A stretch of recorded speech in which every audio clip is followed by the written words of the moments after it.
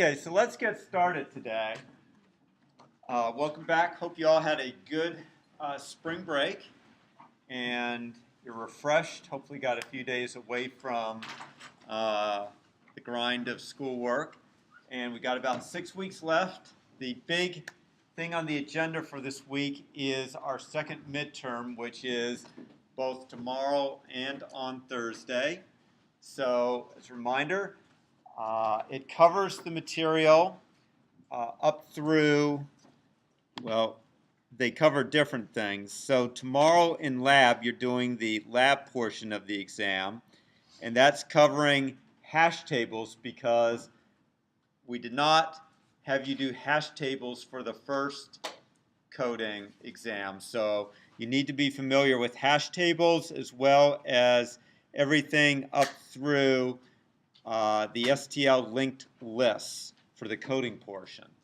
For the paper exam on Thursday, you need to be familiar with everything since midterm 1 up through everything that we covered on the Thursday before spring break. So that includes associative maps or associative arrays and sets, maps, multi-maps, multi-sets.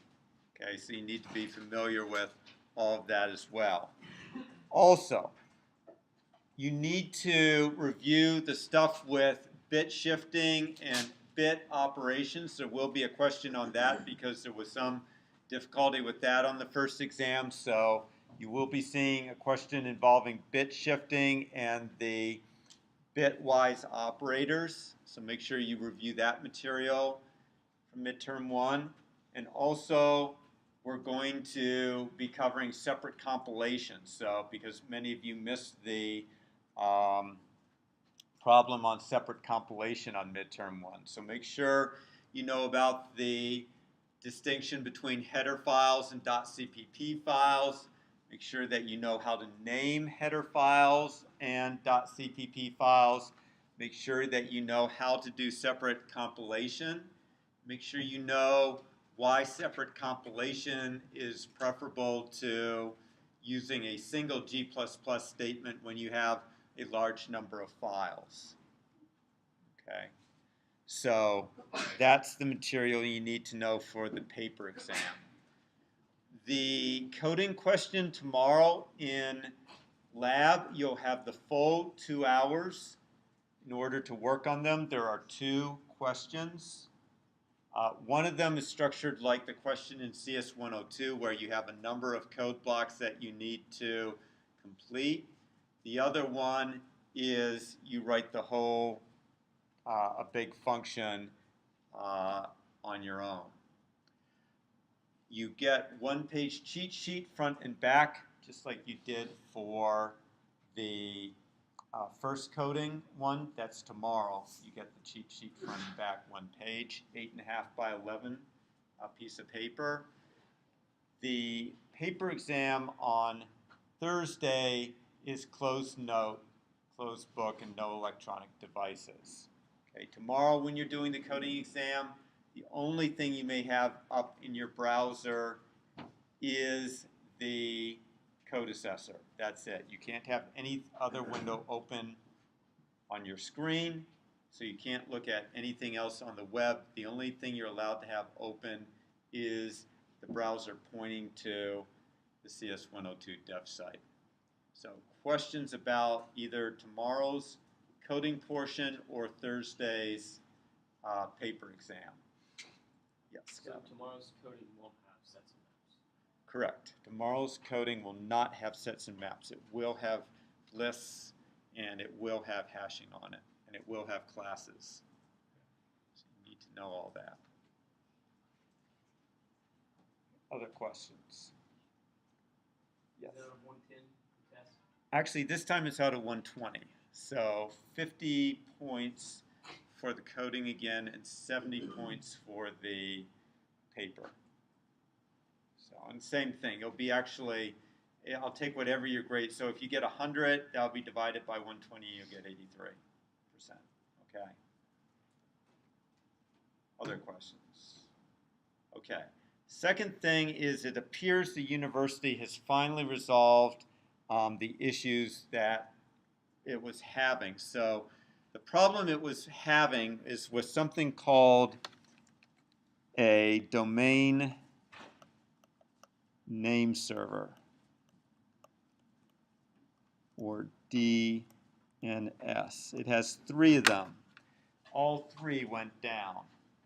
And it uses that to map IP addresses, which are, every device is given what's called an internet address. It uses that to map them to names like Hydra 1, Hydra 2, Hydra 3. And with the domain name server down, it was unable to make that mapping, and therefore you were unable to connect to Hydra or to any of the departmental servers, which is why you could not access Blackboard, you could not access Hydra or Tesla, and you could not access the course website. As of about an hour and 15 minutes ago, that problem appears to have been resolved. So I believe that you should now be able to access everything. I apologize to those of you who weren't able to prepare like they normally would for today's class. So you'll just, in this case, unfortunately, you'll have to just look at it after class. But I'm pretty much going through Dr. Plank's notes today anyhow. They're a good set of notes. So hopefully what we covered today you won't have to do a whole lot of review outside of class. Please, if you did not look at the video lecture for March 10th, please do so, because you will be responsible for that material on the midterm.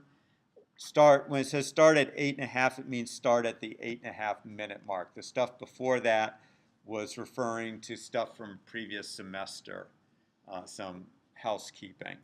Okay, in particular, from now on, I'm going to be talking about big O notation when I refer to the efficiency of an algorithm or of a program, and I expect that you'll know what I mean when I refer to the big O running time of a problem. Now, we'll go into more detail about it in our last class period at the end of the semester, but the video lecture gave you a brief introduction to big O. It also gave you some information about how you can use maps as associative arrays, which can be useful in your lab assignments. Okay. So, any questions about any of that? Okay. So, in the next 6 weeks, the next week, we're going to be covering linked data structures, in particular how you implement them. So, before spring break, we went over lists, sets, and maps, and how to use them. Now, in the last 6 weeks, we're going to go over how they are implemented. Okay? So I already showed you for lists how they were implemented. Gave you a peek beneath the hood. We'll be doing that again for the next week, with obviously a break for the midterm. So we'll be showing you how lists get implemented.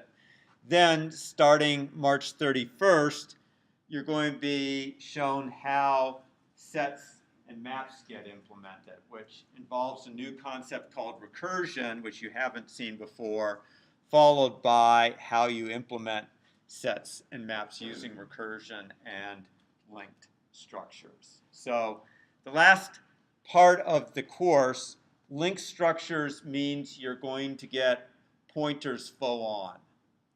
So pointers become very important in linking together data structures. Okay, so the way Dr. Plank introduces his linked structures is by showing you 3 different implementations. First a stack, then a queue, and then a linked list. Now, just to quickly review, a linked structure essentially is one where you have some nodes. Each node represents a value. So when we had a list, each one would be for example, it might be a name. And then you would have a pointer that pointed to the next element in the list. So conceptually, that's all a linked structure is some value or set of values and then pointer to the next object in the list. So we're going to actually show you code for how to implement these things, and we're going to start with a stack, which is the easiest element or easiest data structure to implement as a linked structure. So a stack is called a last in, first out data structure. You're used to stacking plates, okay? So if you think of a stack of plates, that's a stack. Typically, you take the top plate off and use it, and when you're putting plates on, you always put plates on top of the stack. So a stack is like a pile. You always remove stuff from the top of the pile. And there's two operations on a stack, fundamentally. Push, which adds a new element to the top of the stack, and pop, which removes an item from the stack. So conceptually, we think of a stack as growing from the bottom. So I might say push, say Nancy, push Brad, say push Sarah, and you can think of it as growing. So initially Nancy is on the bottom, then we stack Brad on top when we do the push, and then when we push Sarah, Sarah goes on top. If we pop, what is going to be the element returned by pop based on what I just told you? Sarah. So Sarah gets returned because Sarah's the first element and Sarah would be removed from the stack. Okay, so that's conceptually what a stack looks like. Okay, I also want to tell you that a linked list implementation for a stack is not the most efficient way to implement a stack. Based on the data structures that we've already covered in this course, what is actually the best data structure to use for a stack based on these two operations? A vector.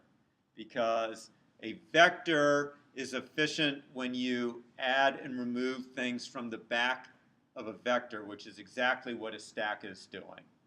So should I, on the exam, ask you what is the most efficient way to implement a stack, I expect you to tell me that it is a vector. Okay? So I don't want any confusion on that. We are showing you how to implement a stack as a linked data structure because it is the easiest data structure to implement in a linked structure, and then it gets more complicated with a queue and a doubly linked list. Okay. Okay. So here is, we use two classes to implement a linked structure. The first one contains a single object. So this is the typical way that a linked data structure is implemented. First, we have a class that holds where each instance, a class where each instance represents one node in the linked structure.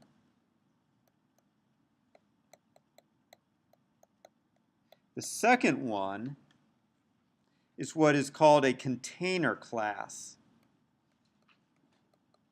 And that's not in Dr. Planck's notes. But the container class contains the linked structure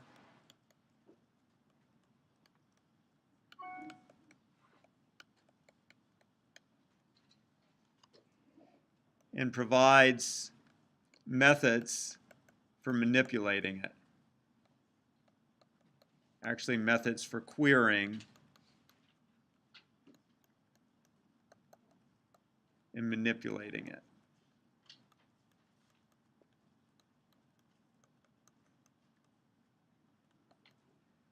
Okay, so stack node in this case contains a value and a pointer to the next stack node. So that's what you see here. The first item contains a string, that's the value, and then next points to the next stack node. And then the container object, these are the methods for manipulating it. Push and pop, so those change it. Empty is a query method that tells us whether or not the stack is empty, and Dr. Planck, being old school, has made that return an int. Really, it should return a bool, but since he did it that way, we're keeping it that way. And then there is a constructor and a second item which you probably have not seen yet, which is called a destructor. So this right here is called a destructor. And it is executed when the object is destroyed. Okay, execute it when the object, I'll say, is deleted. Okay, and you'll notice, what do you notice about it? There's two things you should notice about it. Actually, three things you should notice about it that are different, say, than a normal function. It's the name of the class. Very good, Ashley. So that's one difference. So has the same name as the class.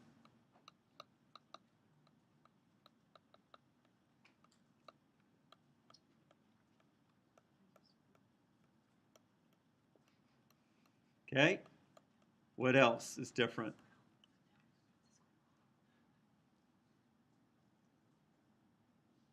Right now, you've got it as a constructor. What makes it different than the constructor? The tilde in front of it. So has a tilde in front of it. Okay, and what's the third difference? Similar to a constructor, but different from any other function.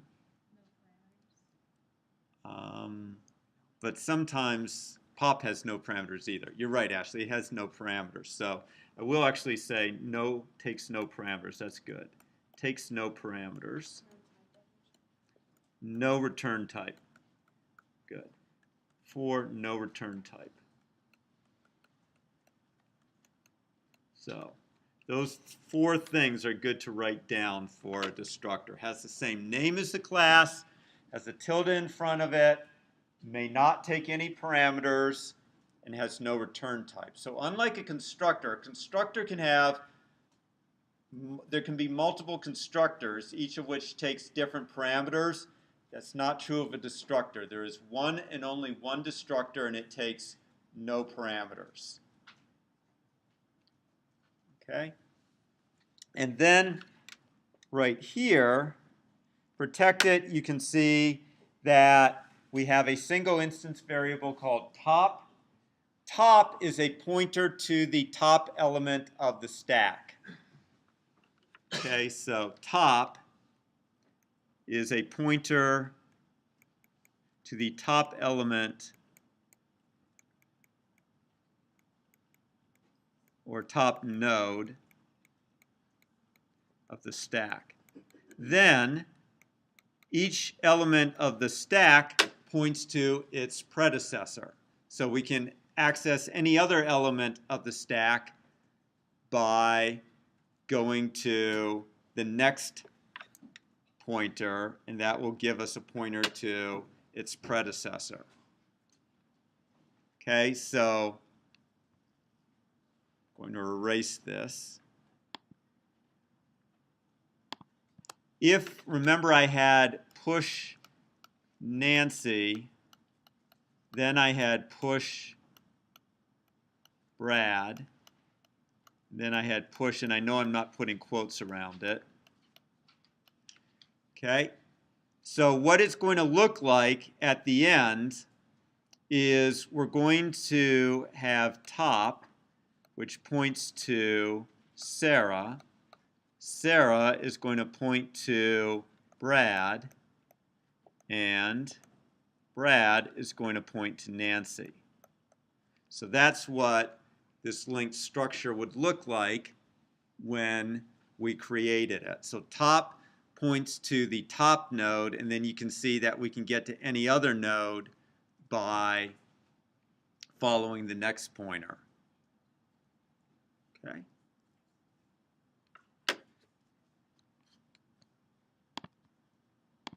So Dr. Planck, here is his simple program using his stack. So first of all, notice that we're putting these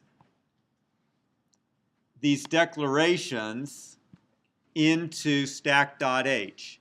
So the name of the class is stack. So we put the class declarations into a .h file. That's a header file.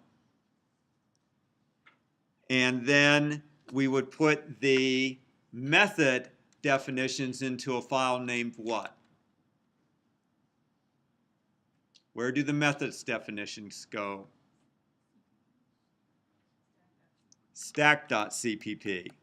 So in general, our naming convention is that the header file has the same name as the class, and the method definitions go into a .cpp file that has the same name as the class. Okay? Our program itself would go into stackreverse.cpp. Okay? So here's the code. We first include stack.h, and notice that when we include our own .h files, we put quotes around them.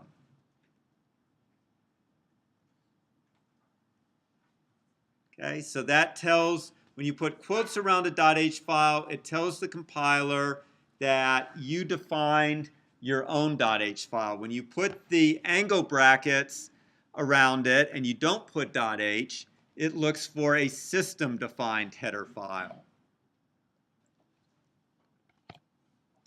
Okay, and here he's reversing the strings in a file. So you can see here's his stack variable. He reads a line at a time and pushes the string onto the stack. And then while the stack is not empty, he pops a line off of the stack and prints it, and that's what reverses the file. Okay, you can try that yourself if you don't believe me. I'm just going to look at something quickly. Yep, there we go. So you can see all that's in that particular file is the main procedure. He doesn't have the actual code for stack in that particular file. Okay, so now he's going to implement his stack class, and in order to do it, he's also giving us some nice pictures. Okay, so in his stack, he's pushing the 3 strings give him 6. Does anyone know the famous announcer who used to bellow, "Give him 6"? No one? Really? John Ward, the broadcaster for the Tennessee Vol football team, who preceded the current announcer, is it John Kessling? So when John Kessling, when a Vol football player scores a touchdown, what does John Kessling typically say? I know some of you listen to the football broadcasts. Well, he says, "Into the checkerboards." Okay, that's John Kessling's call. But John Ward used to go something like this. You'd hear him say, Corey Fleming to the 10, to the 5, give him 6. Touchdown. So at any rate, this is for John Ward. So at any rate,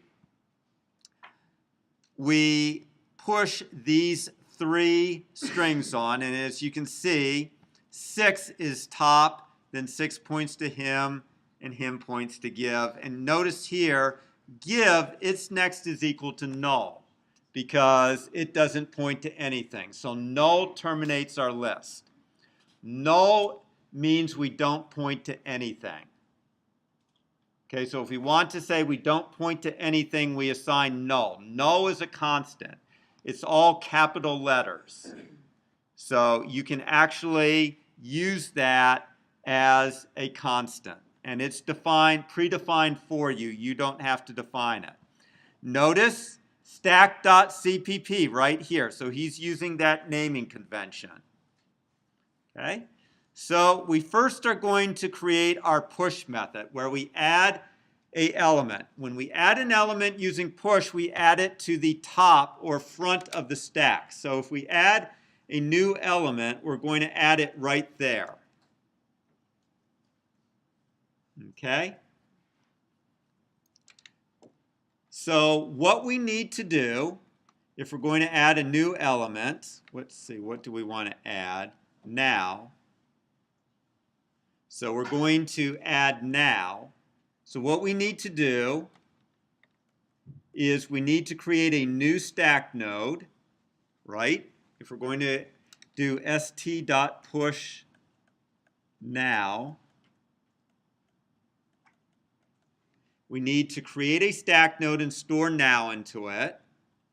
Then we need to make its next pointer point to what? 6. And then we need to do, what's the last thing we need to do? Make top point to our new node. So 3 steps. 1, create a new node. Step 2, we made it point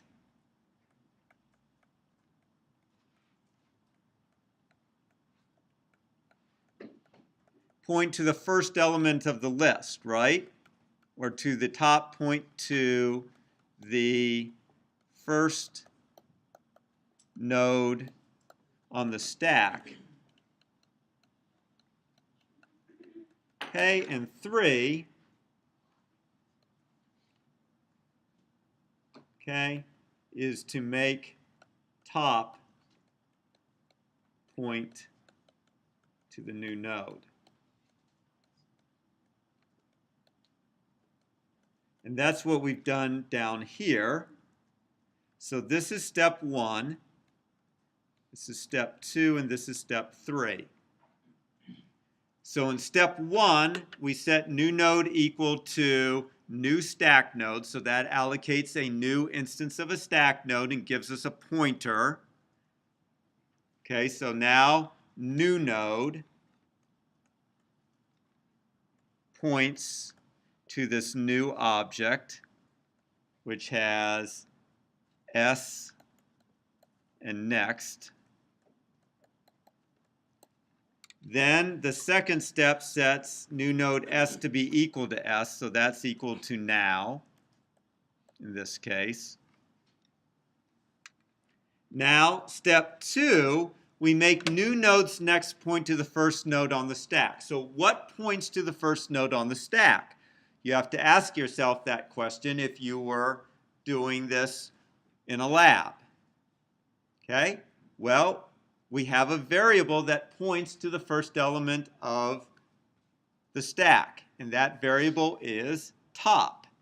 So in step 2, we set new node next equal to top, and that makes new node next point to the first element of the stack, which is next.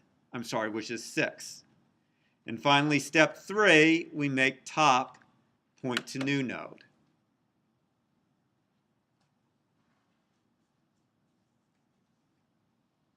Okay, does that make sense?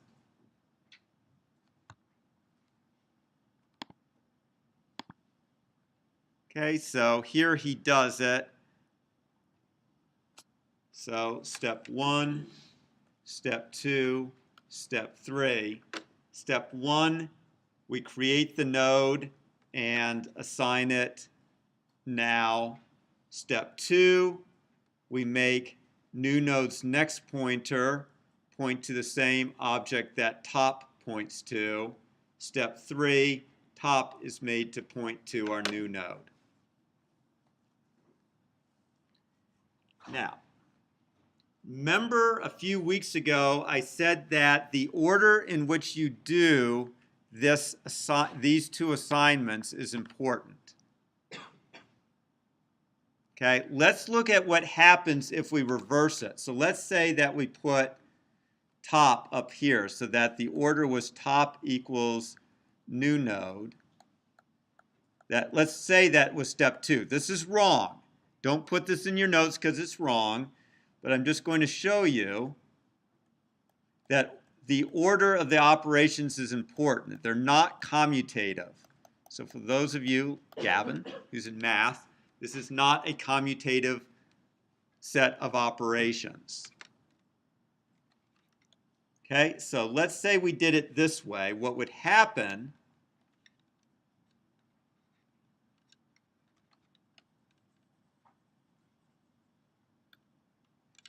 is the following.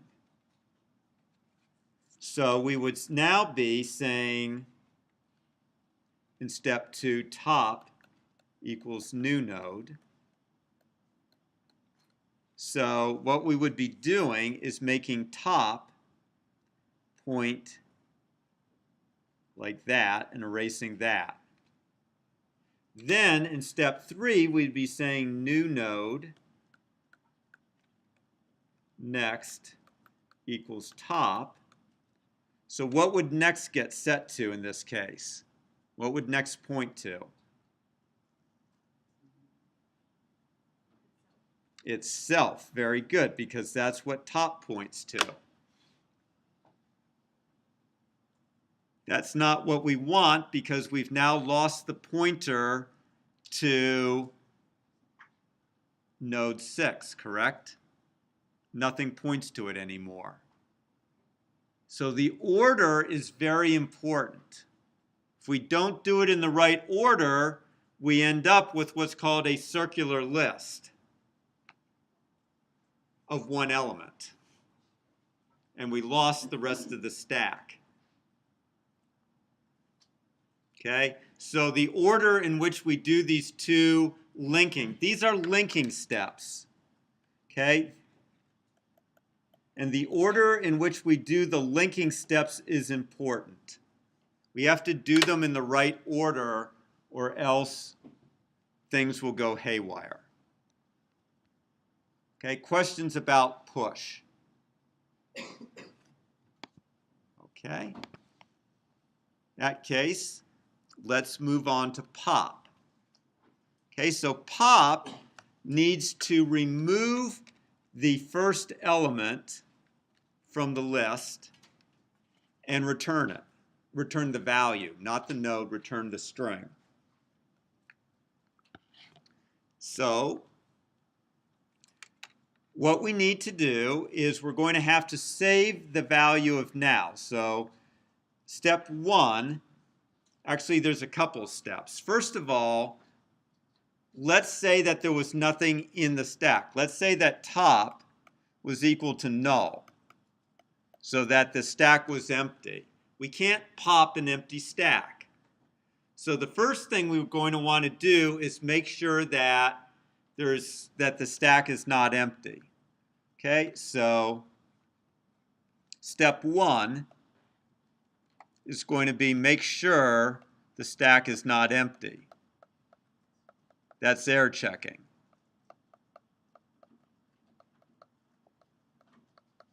Okay, so if it's empty, there's nothing to be popped. We'll do something in that case. Step 2 is that we are going to need to make top point to the next element in the stack. Okay, so step 2 is to make top point to the second item in the stack. Then we need to save the string in the first node. You'll see why in a moment. Step 4 is we delete. So step 4 here is to delete the first node. And step 5 is to return the saved string.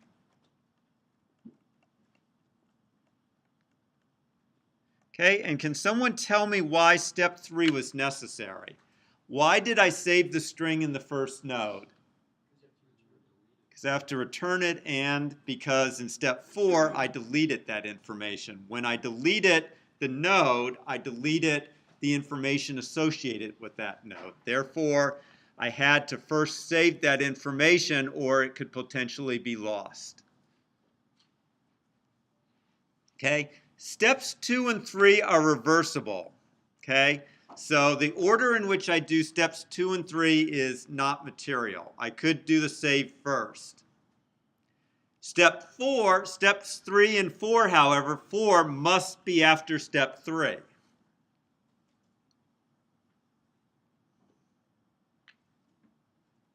Okay, so here's step 1. We check to see if top is null. If top is null, we print an error message and we exit the program. We say that pop was called on an empty stack. Okay, in later courses, you'll find out this is not a really good idea to unilaterally exit the program, but as of now, we don't have any good techniques from recovering from this kind of error, so we're not going to attempt to.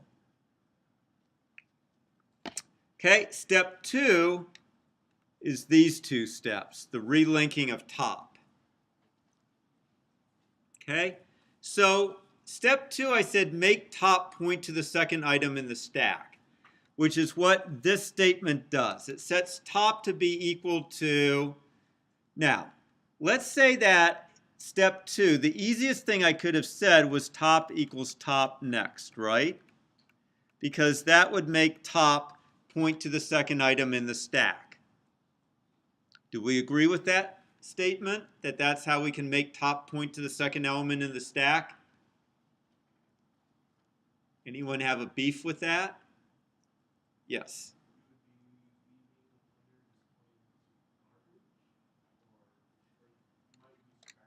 Yes. So the problem with this is if I set top to be equal to top next, I don't have any pointer left to the first node. Right? So before I reset top to point to the second node, I have to first save a pointer to the first node. So what this first statement is doing is save a pointer to the first node. Because if I don't do that, when I make top point to the second item in the stack, I will no longer have a pointer to the first node in the stack.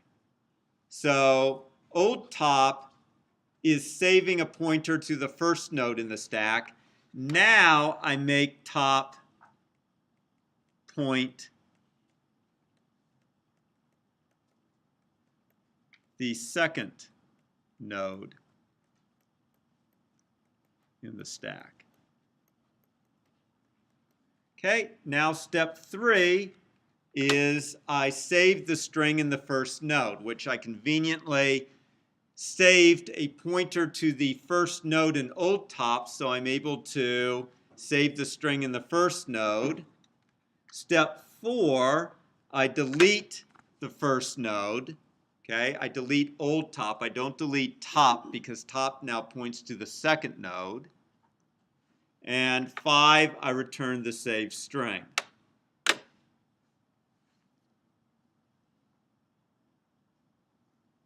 What happens if I don't delete the first node? What is that called? What's the term we use for forgetting to delete the first node in the list? Memory leak. So if we forget to delete the first node in the stack,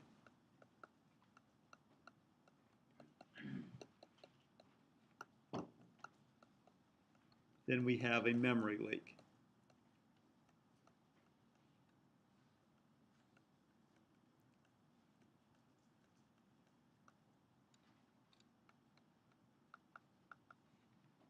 It won't affect the correctness of the program. The program will still run correctly. However, if this is a long-running program, eventually you will run out of memory.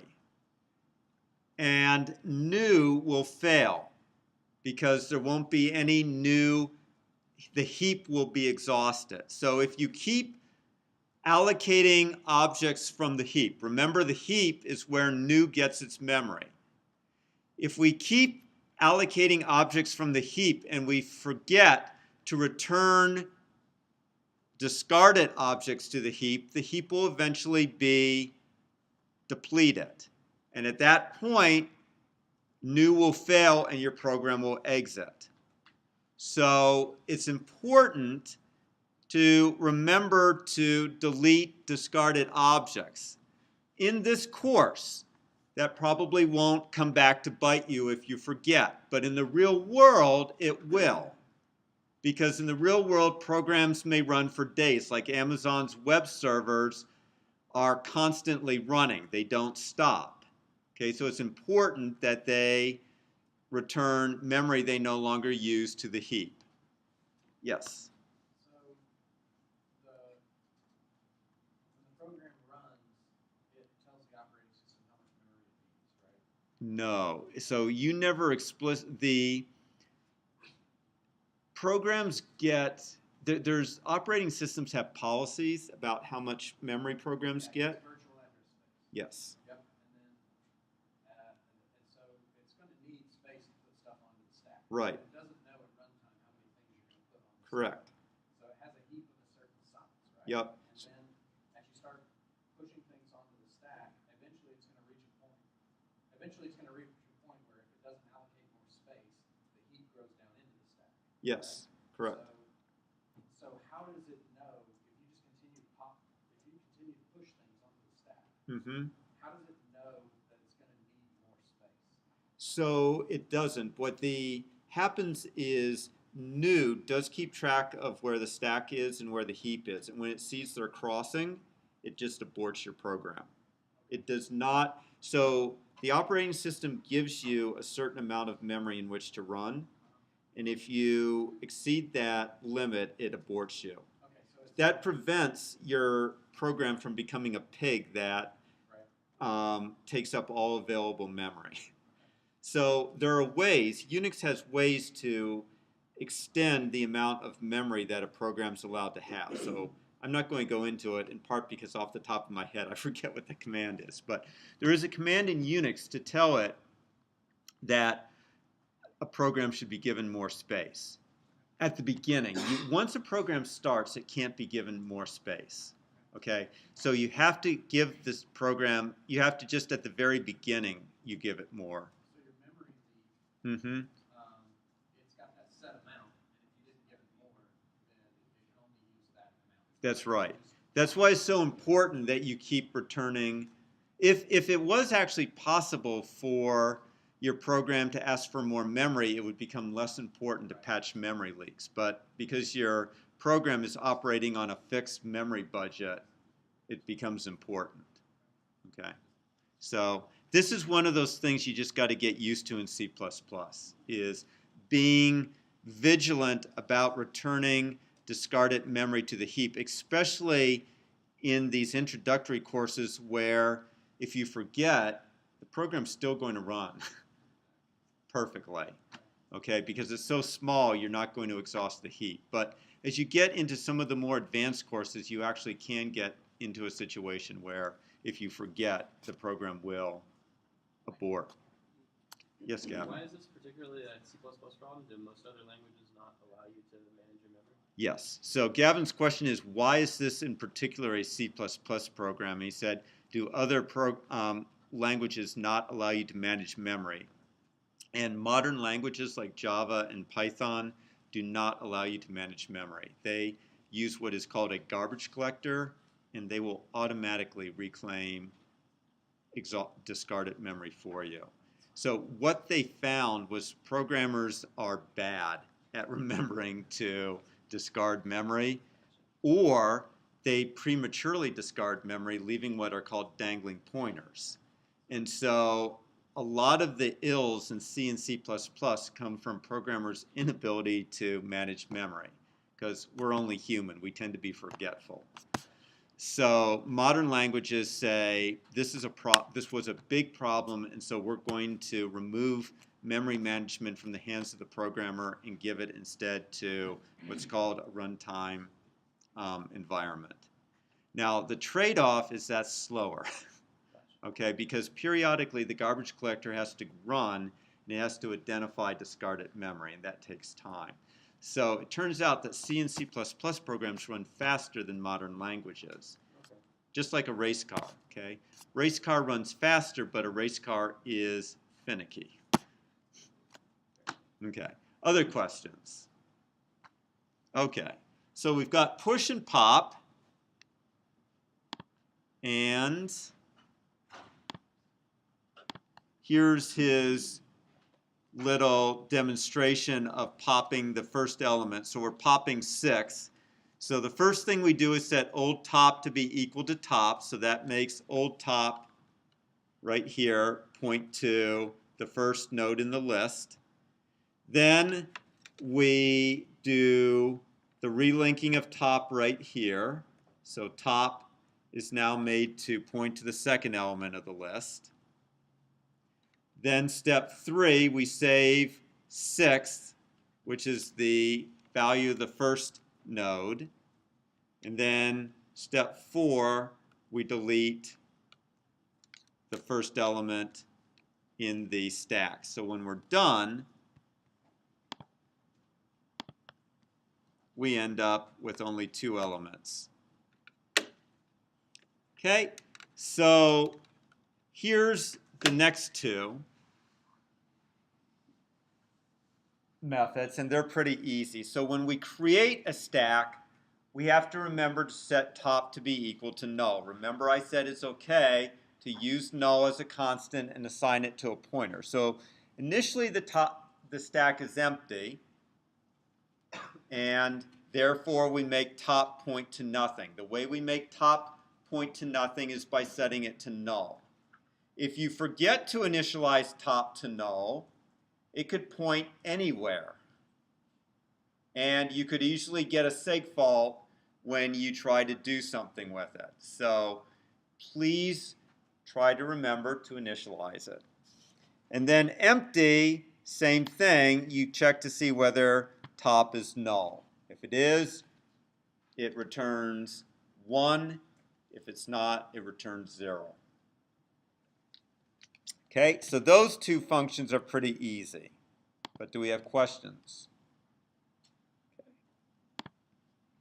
The last one is the destructor. So when a stack is deleted, so for example, a stack is deleted when a function goes out of scope. When a function returns, all of its local variables are destroyed. So back up here, when main exits, the stack is destroyed. But that only means that the memory associated with the container object. When the stack is deallocated, the memory associated with the container object is reclaimed automatically. But the memory associated with each of the stack nodes is not. So we need to iterate through our list and destroy each of the stack nodes or return them to the heap.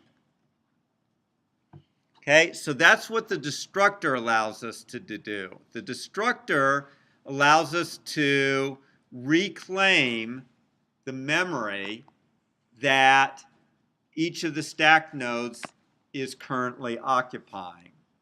So what we need to do is step through the list one element at a time and return it to memory or return it to the heap.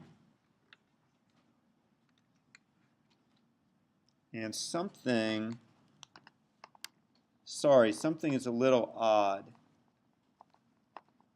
although not as bad as what I'm seeing. I'm seeing a lot of purple. Fortunately, you're not. Okay. So, what we need to do, let's say it was top points to give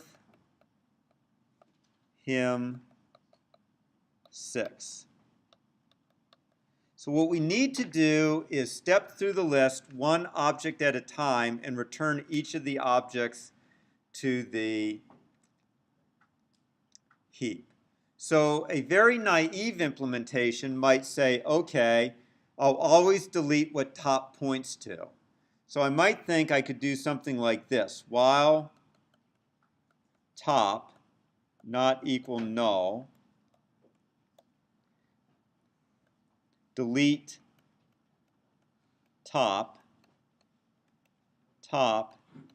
equals top next. Okay, that seems like it might work, right? Because we delete top and then we make top point to the next element in the stack. Why doesn't that work? I already blew away top, therefore I can't get access to next. So we need to first save a pointer to the next node in the stack, and that's what next is going to do. So we create a temporary pointer called next, and next is always going to point to the stack node that is one element beyond top. So we can delete top, and next will contain a pointer to the second element. So basically, next is always going to point to the second element. Next points to the second stack node. That's the invariant that we're going to maintain. So we say while top not equal next, or I'm sorry, top not equal null, we make next, this step right here, we make next point to the second element in the stack. So what we're doing here is make next point to the second stack node. Okay, then we delete top. Then we set top equal to next because now we want next, after we delete top, next points to the first stack node. Okay, so after the delete,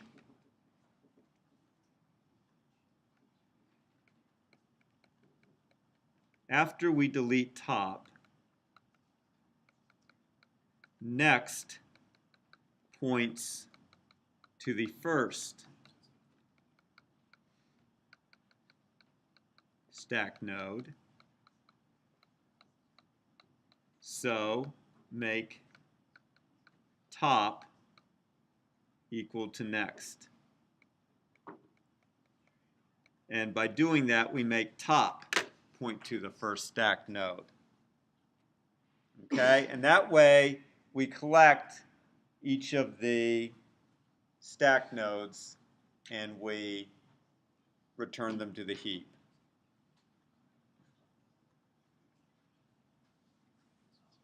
Okay, this is actually a simpler implementation. While not empty, pop. In fact, it's a lot more elegant, right? Because it's basically pop always deletes the first element, and notice we just ignore the return type from pop. Okay, Dr. Planck is not particularly impressed with this second version of pop because he says my code is more efficient because it's not making a bunch of method calls and it is not performing the error checking that pop performs. What he says is true, but I'm not going to bust your chops for implementing a destructor this way. This is an elegant way to do it, and there are arguments for doing it that way too, such as if the way we implement the stack changes. For example, if we change the name of next, we're going to have to change a lot of functions. And if we write the destructor this way and we change what the name of next is, we won't have to change this function. Plus, pop has already been written and debugged, and empty has already been written and debugged. And it's going to be less time to implement it this way than it is to implement it that way. The point of what I'm telling you is you have to figure out which is more important, your time or the computer's time. Okay? It's going to be faster to write the code this way for your time. It will take less of your time. The computer, okay, faster for the computer.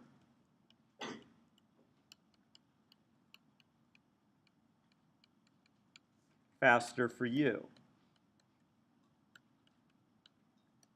If you're writing this as a one-off, then you should write it probably this way because you don't really care if the program's not going to take much time to run and you're just going to do it once or twice. It's probably better to write it the second way. However, if you're making this into a library that's going to be used countless number of times, it's better to write it that way because it'll be used maybe millions of times. So even if it takes you a couple more hours, hopefully it wouldn't, maybe a few more minutes to write it this way, it's going to be used millions of times, so the expenditure of your effort is worthwhile. On the other hand, if it's only going to be used once or twice, perhaps the expenditure of your extra time is not worth it, in which case you might write it like this. Okay, so I'm not as hard on it as Dr. Planck is. Okay, so questions about any of this? Okay, in fact, Dr. Planck is all about code reuse in Lab 6, right? In Lab 6, when you were doing the Kino lab and you were writing the binomial coefficients, he really wanted you to, when you were doing like applying a binomial coefficient, he wanted you to call methods that you had already written, like multiply and divide. So he's actually not as opposed to reusing methods like he does in my highlighted code as you might think. Okay. Moving on. Do I want to move on? Yeah, I want to move on. We still have 15 minutes. Okay. That was how you do stacks.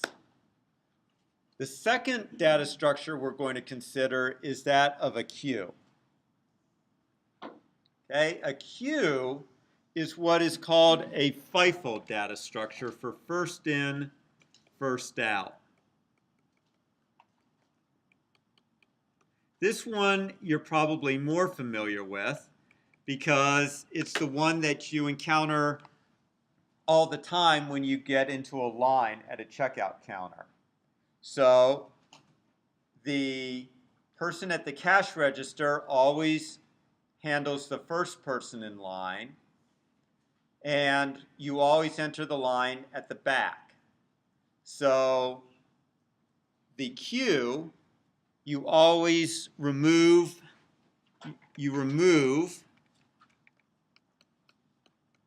pop removes the first item in the queue, and push is going to add an item to the back of the queue.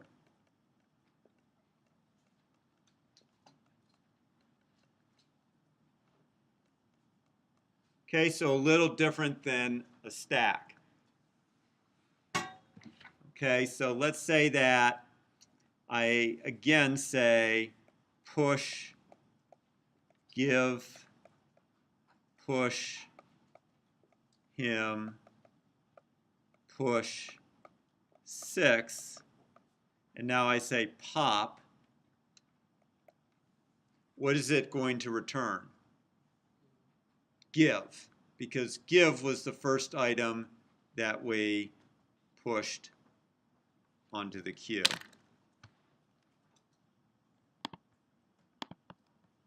Okay, so this is what a queue is going to look like. We're going to now have 2 pointers, one that points to the first item, and a second pointer last, which points to the last item in the queue. Okay, so first, which of the 2 operations needs to use first, push or pop? Pop, correct, because pop is going to be removing the first item from the queue, and which needs to use last? Push. Okay, let's take a vote. How many think that pop needs to use last? And how many think push needs to use last? Okay, very good. Because push is adding to the end of the list, and therefore push needs to use last. Now, last is a convenience. It's there for efficiency. If I just had first, I would be able to still add an element to the end of the list. Okay, it would be inefficient because what I would have to do is iterate through each node in the list until I got to the last element. And how would I know I was at the last element in the list? The last element is unique in some way. It points to null. So what I could do if I didn't have last is I could iterate through each node in the list until I got to null, the list node that pointed to null, and then I could insert it there. But what does that make the running time of push in that case? Be order n, because it would have to look at every single element in the list. Whereas if we have last, it will be order 1, constant time, which is a lot better. So by keeping last, we're going to be able to improve our running time from order n to order 1. Okay? So so with Q, he's keeping a few extra things. He has a pointer to first and last. He's also keeping the size of the queue now for reasons you might want that information for a stack too. So he's just adding some additional stuff. If you're wondering why he's putting size there for a queue and not for a stack, there's no good reason. You might just as well want to know the size of a stack. So he's also added an extra method that returns the size of the queue. Okay, and then our queue node looks the same, except that he's using the word pointer rather than next. And he's making pointer point to the previous node on the queue. That's why he's not calling it next. Why he doesn't call it previous, who knows? Okay, but the idea is that you're always pointing to the person after you in line. Okay, so if we look back here, the first person in line is give, the second person in line is him, and the third person in line is 6. So we're pointing to the previous person in line in some sense. Okay, if you use next here, I don't care. Okay, it's just as easy for me to say that the next person in line is the person behind me. Whatever. Okay, but he's using PTR to mean the person behind you in line. Okay, so pop, what we need to do is very similar to what pop did for a stack, which is we need to make first point to the second item in the list. Okay, so pop needs to make this point to the second item in the list.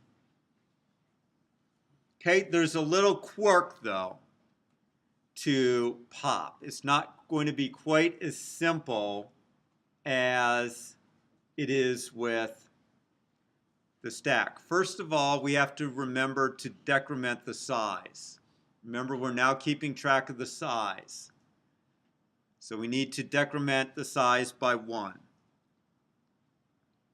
There's a second issue that you need to think about. Okay?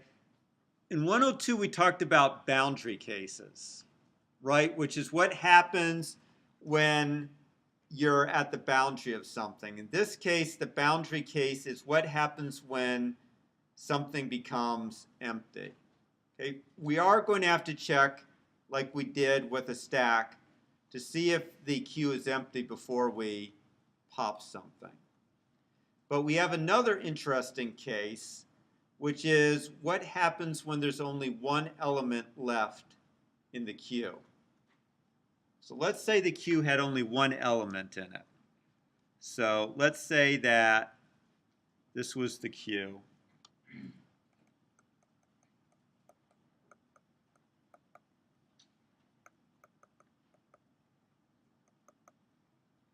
Size is 1.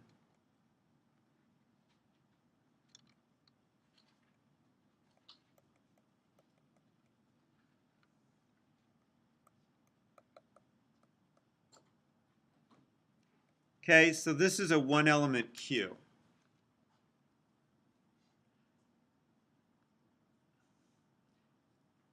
What additional, so when we're done, first is going to be equal to null, correct? Because there's no, the queue is empty. What else has to happen in the special case where the queue has only one element and we pop it? Pardon? Very good. We also, in this special case, must set last equal to null. In this case only. So if the queue has more than one element, we don't have to do anything to last. So for example, here, where we have 3 elements, when we delete give from the queue, last will still point to 6. But if there's only one element in the queue and we delete it, and we forget to update last, we have what is called a dangling pointer. So let's actually go here. So if the queue contains a single node and we delete it without updating last, then last becomes a dangling pointer. Okay, so a dangling pointer is a pointer to memory that no longer exists.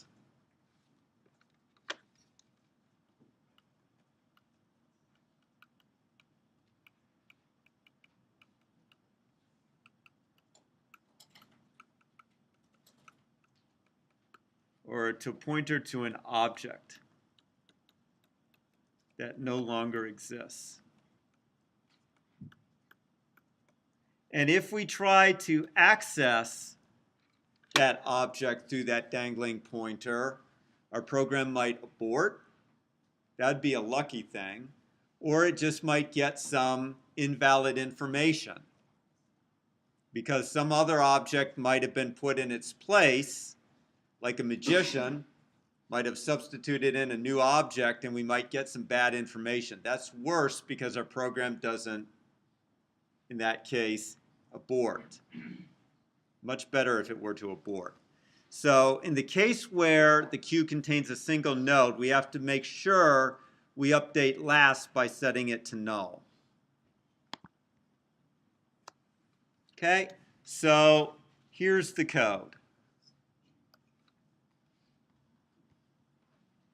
Okay, so step one is the same one as before. So step one, check that the queue is not empty.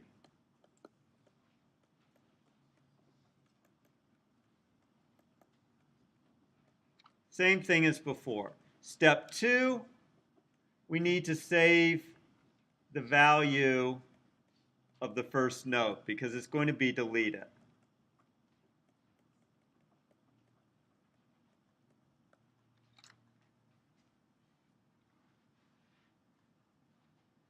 Okay, step three is to make first point to the second node in the queue. And remember that in order to do that, we need to keep a pointer to the first object. So save a pointer to the first node before we do that, because we still need to delete it. So step four, delete the first node.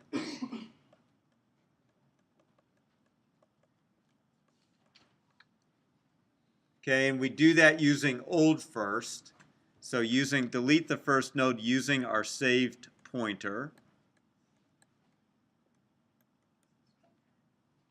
Okay, and step five is the one I just talked about.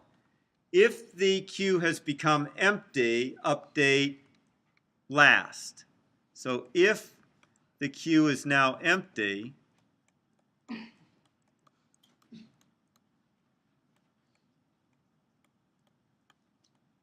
we update last to be null.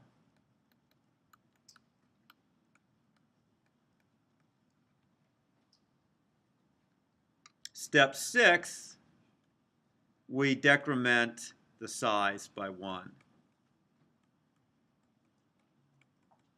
If we forget that, then our size will be wrong, and finally we return the saved value. Okay. So it's pretty similar to what we did with pop on the stack, except that Step 5 is different because we need to update last if the queue is now empty, and we also need to remember step 6, which is decrementing the size by 1. Okay? Questions? Okay, remember, test in coding portion of the test in lab tomorrow, and then on Thursday, the paper version of the test.